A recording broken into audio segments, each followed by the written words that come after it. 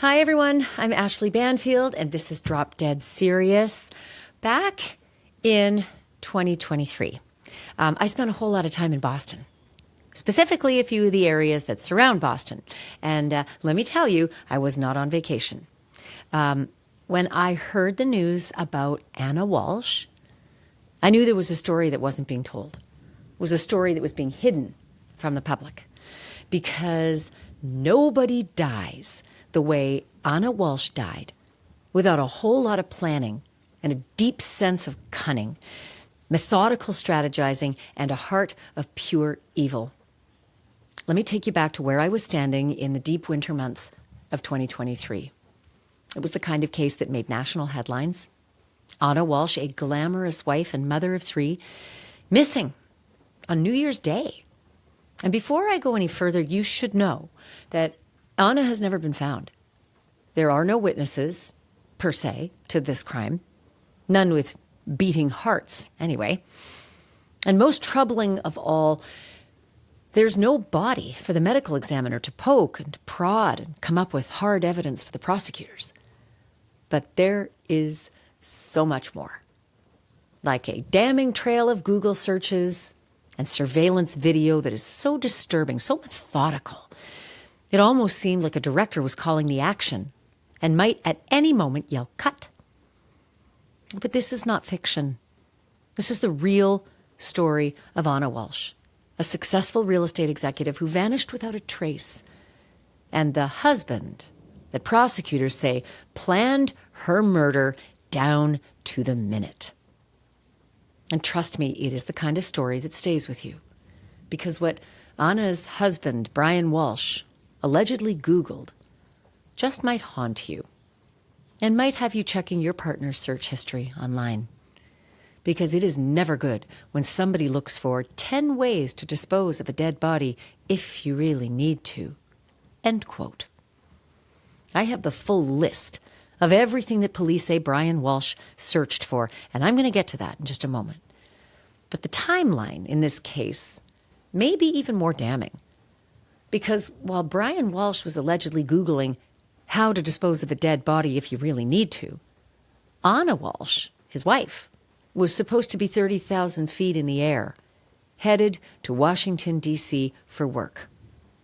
In this episode, I'm walking you step by step through this bewildering crime, from the moment Anna disappeared to the lies that police say her husband told anybody who would listen, to the digital breadcrumbs that prosecutors say are his blueprint for murder, all the way to where we are now, a trial approaching in October of 2025.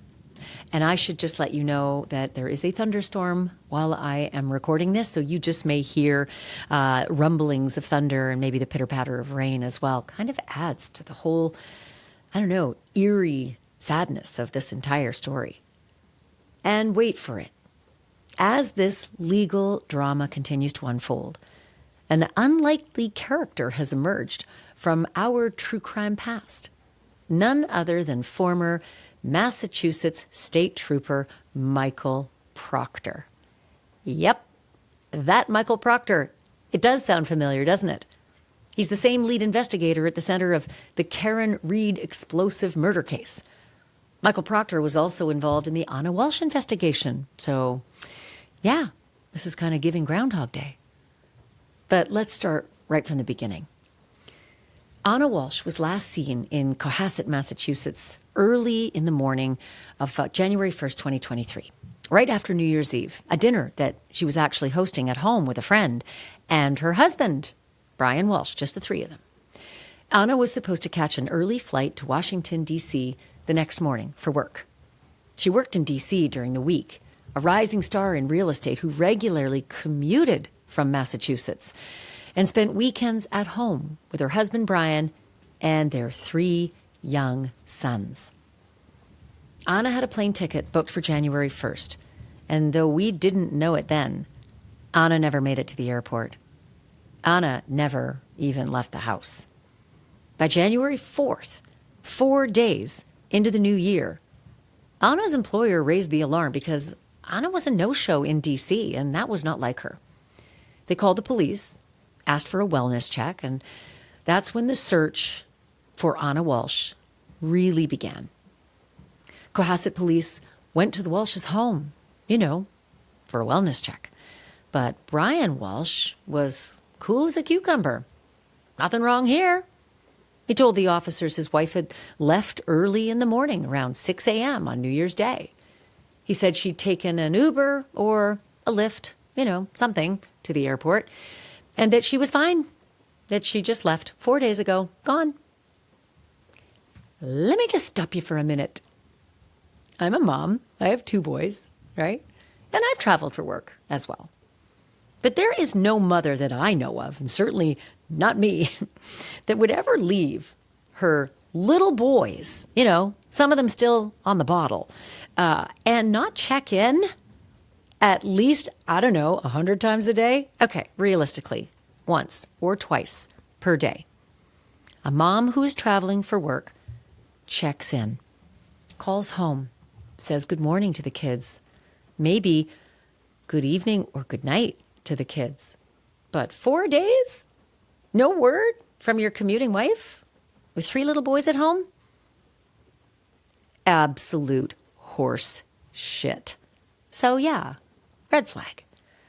I don't think I need to tell you that there was no Uber on New Year's Day. There was no Lyft on New Year's Day. There was no taxi. There was no check-in. There was no flight.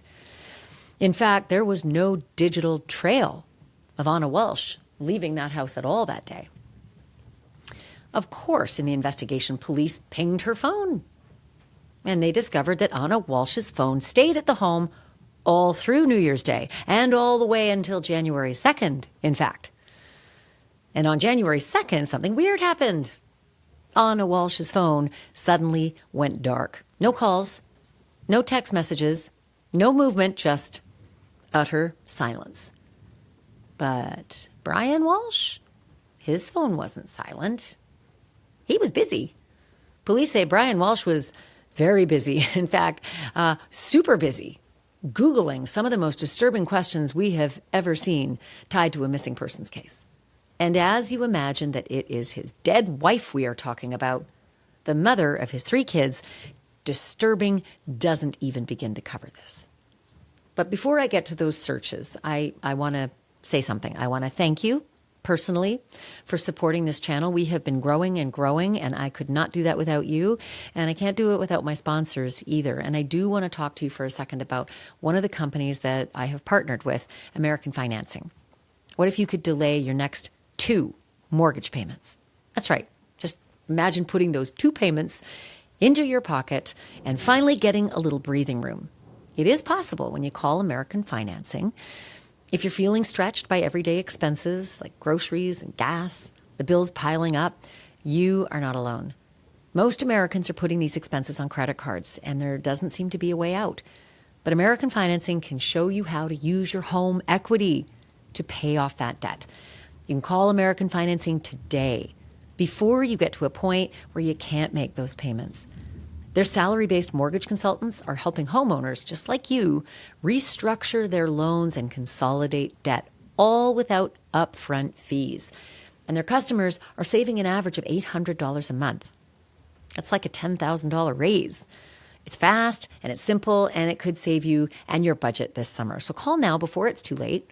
866-886-9262. That's 866-886-9262. Or you can go to americanfinancing.net/dropdeadserious. That's americanfinancing.net/dropdeadserious. And P.S., don't forget that last part, the drop dead serious, because you'd be doing me a solid.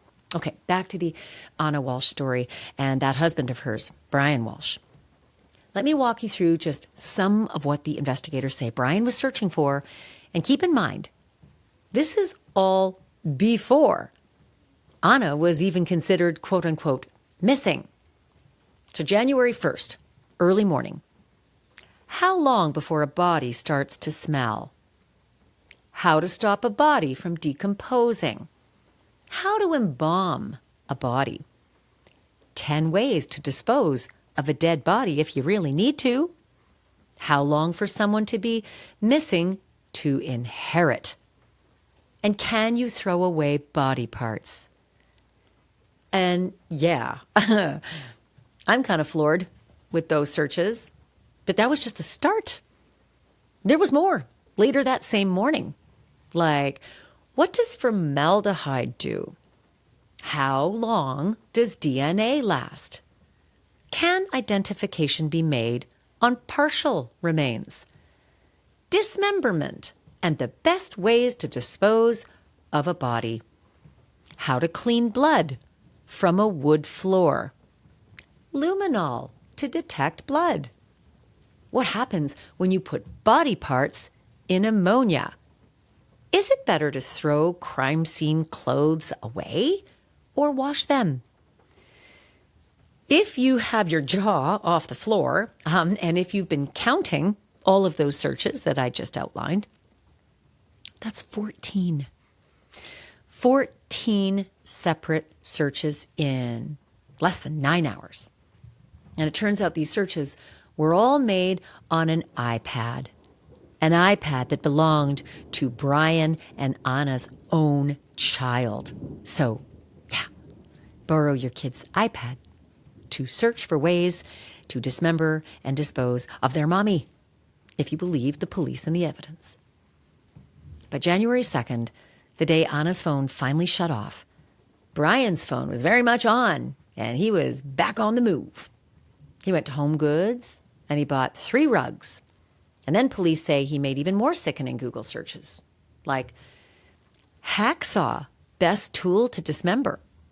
Can you be charged with murder without a body?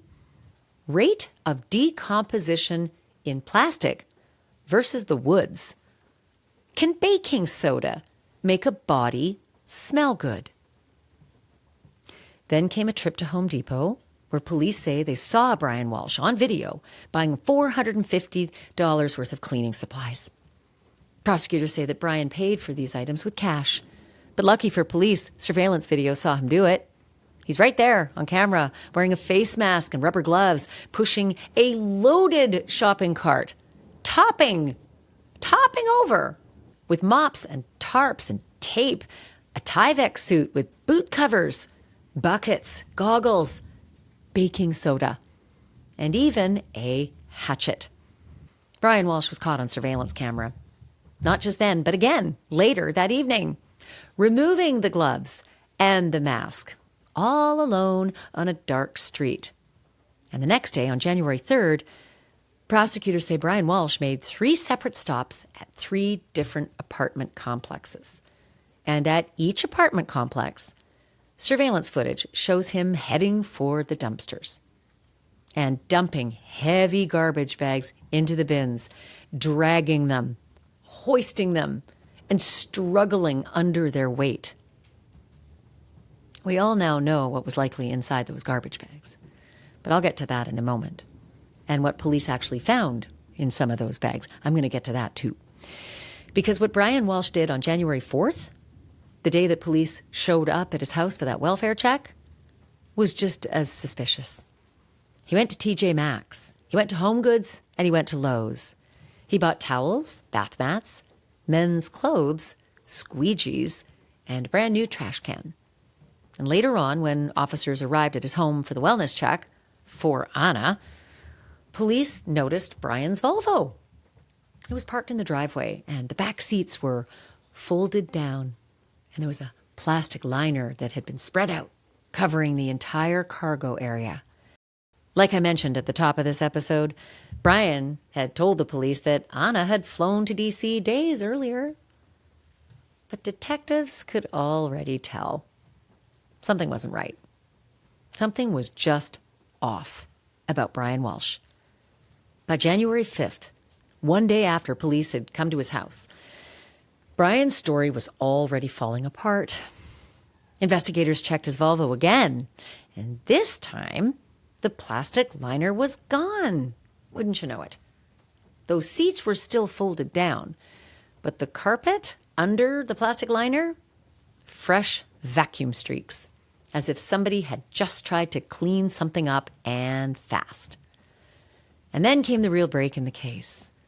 Brian's phone data placed him at his mother's apartment earlier that morning, specifically at a dumpster at his mother's apartment.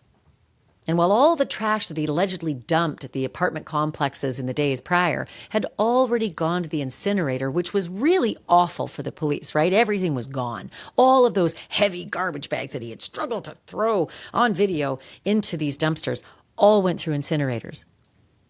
And if you think about it, if Brian is guilty of this, wow, that is planning, right?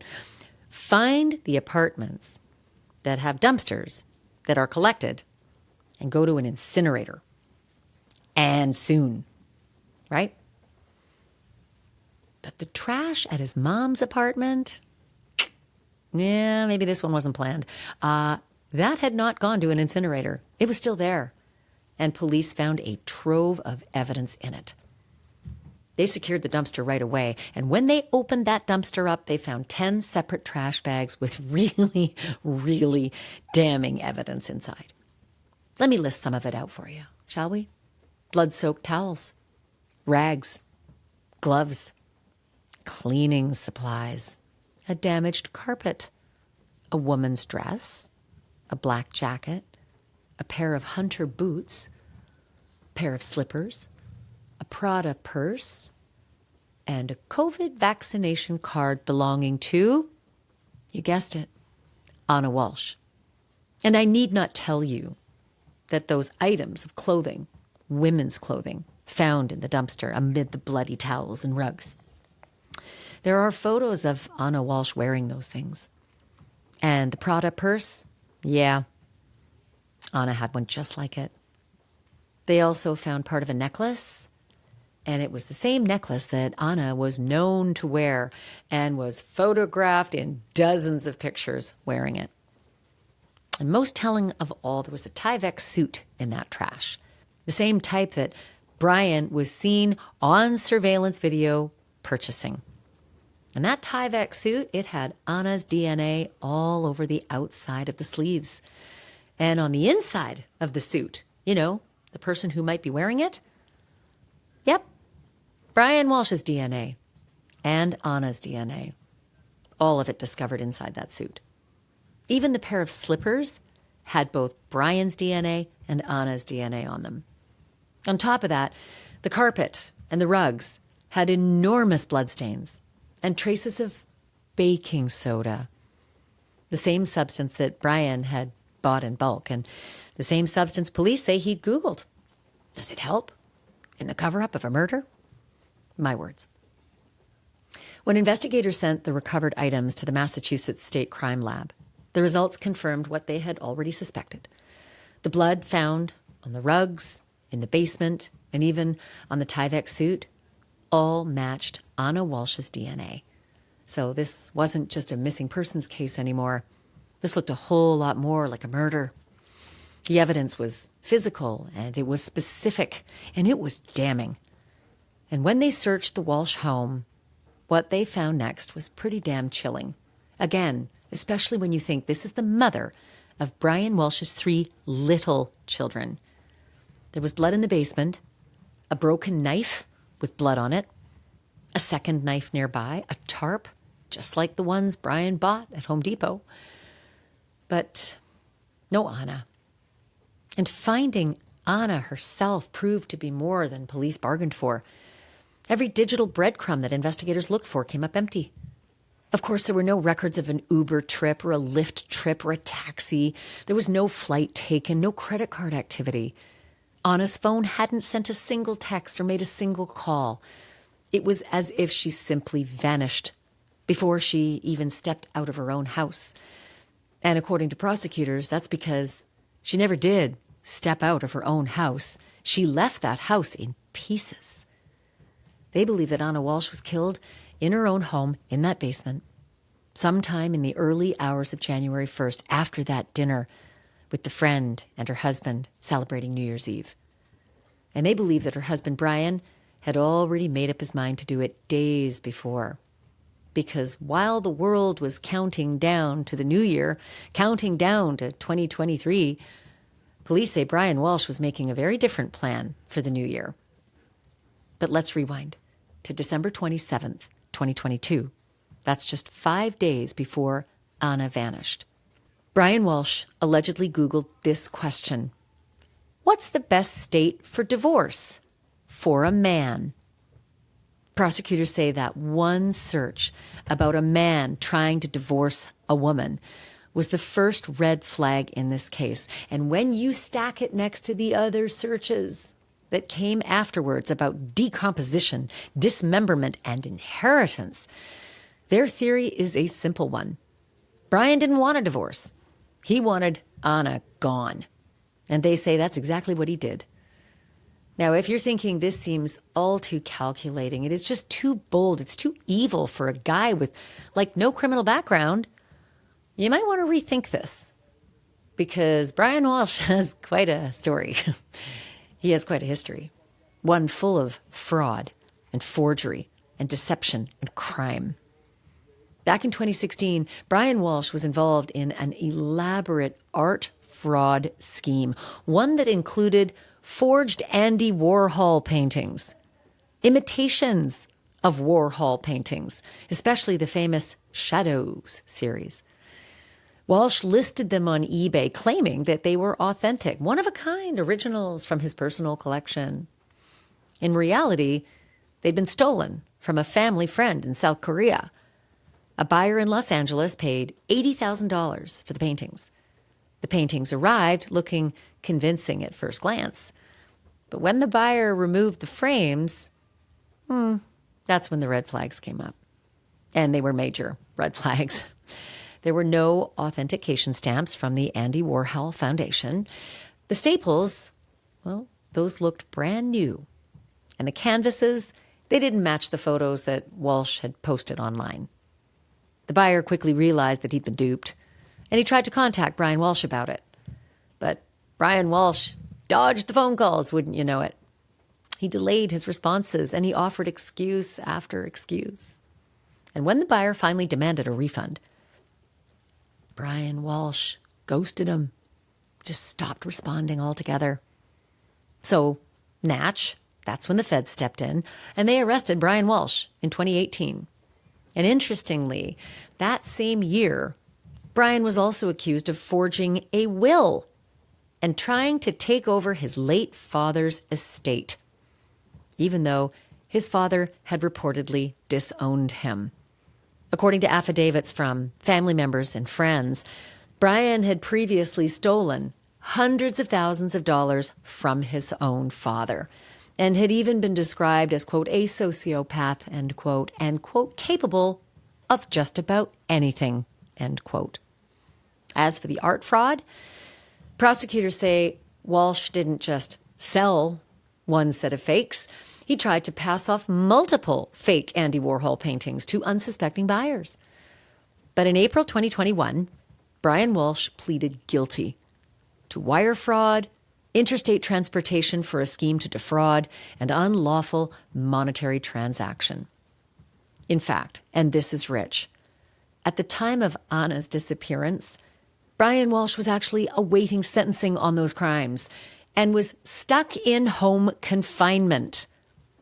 But long before the feds got involved in these frauds, way back, like in 2014, before Anna and Brian even got married, Anna actually reported Brian to the police. According to the police report, Anna told officers that Brian had threatened to kill her and even threatened her friends. But in the end, Anna chose not to cooperate with the investigation, and the case ended up being closed. And despite that alarming report, despite the fear that she once put into words, Anna decided to marry Brian Walshe the very next year in 2015. But 7 years and 3 kids later, toward the end of 2022, it seemed as though Anna was setting herself up for independence and fast. Police say she had sold off a rental property and pulled in nearly $80,000 in cash and was planning to move full-time to Washington, D.C., and not with Brian. Prosecutors say Brian Walshe couldn't handle the idea of losing control, so instead of filing for divorce, he carefully crafted a plan to kill his wife, to dismember her body, and to erase every trace of the woman who had shared a home with him and given birth to his 3 children. Prosecutors also say Anna Walshe had taken out a $2.7 million life insurance policy and named her husband, Brian, as the sole beneficiary. With a pile of evidence collected against him, Brian Walshe was arrested on January 18, 2023, and later indicted by a grand jury on charges including murder, misleading a police investigation, obstruction of justice, and improper conveyance of a human body. He's pleaded not guilty to all of the charges against him, and his trial is set for October 2025. And while Anna's body has never been found, prosecutors say the case against Brian is built on forensic evidence, digital footprints, and a motive that was as calculated as it was cold. And one of the biggest flashpoints heading into Brian Walshe's October trial, the involvement of a very controversial police officer, former Massachusetts State Trooper Michael Proctor. The same Michael Proctor who was involved in the high-profile trial of Karen Read. Proctor was fired earlier this year after a disciplinary board found that he'd sent misogynistic text messages about Karen, that he'd leaked confidential information from Karen's investigation, and that he'd acted with clear bias in Karen Read's case. And now, that misconduct is casting serious doubt on his role in the Anna Walshe investigation, too. In this case, Michael Proctor is the one who signed the criminal complaint against Brian Walshe and executed the search warrant at the Walshe home. And perhaps not unexpectedly, Brian Walshe's defense team is all over it. They're arguing that if Proctor's work was as tainted as it was in one case, it's fair to question what he did in other cases, like this case. And they've asked for his full personnel file. They've asked for internal communications, and they want every record tied to his investigation. And the defense is also raising questions about Sergeant Yuri Buchanek. Yes, that one, a key supervisor in Karen Read's case, but also in Anna Walshe's case. He's been pressed in court about what was and wasn't searched during the investigation. The defense is now pointing to both of these officers, arguing that former Trooper Proctor and his bias could justify maybe tossing out key evidence, and that Sergeant Buchanek may have failed to rein in any alleged misconduct as it unfolded. So, yeah, here we are in the Boston area. And yeah, that's why I took a trip to the Boston area in 2023, not for vacation. Talk about the stars misaligning. The Karen Read fiasco weaving its way into the Anna Walshe tragedy. And let me tell you, I sat in the courtroom looking at Brian Walshe, and he had a dead stare. He didn't seem to care about any of it. He was overgrown. He looked so disheveled. Maybe he thought he was going to get away with it all, if the police are right, if he really is the murderer. But at that time, those officers might have been in that courtroom. I wouldn't have recognized them, because we didn't know at that time the extent of what they were up to in the Karen Read case. We didn't know what lay ahead, that it could actually torpedo some of the evidence in the Anna Walshe case. But we're going to see how far Brian Walshe's lawyers get with all of this. Until then, we are all over this case, and we'll have updates for you the minute every single one of them comes out. Thank you so much for watching and listening. I so appreciate this. I'm Ashleigh Banfield, and if you remember one thing, the truth isn't just serious. It's drop dead serious.